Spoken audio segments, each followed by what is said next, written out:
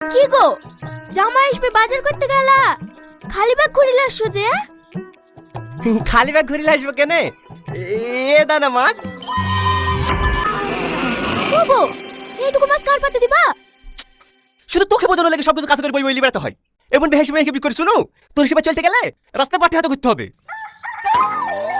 এই এটা দেখ, 3 ইঞ্চি মাছ 1 ইঞ্চি পিস করবি। পেটিটা জামাইকে দিবি আর লেজটা মেয়েকে। আর মাথাটা? এটা বুঝতে হবে। আলু দিয়ে ভাঙা করবি, আমরা খাবো। তুমি কি মানুষ বলো তো, এইটুকু মাছ জামাইয়ের পাতে দেয়া যায়? তা দেয়া যাবে কেনে? ছাগল কেটে খাবে তোর জামাই খেয়ে।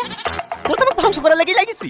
কাল বিকালে হবে আশীর্বাদ, আজকে বের আসছে, কাল দুপুরে খাওয়া দাওয়া করে আসতে পারত না।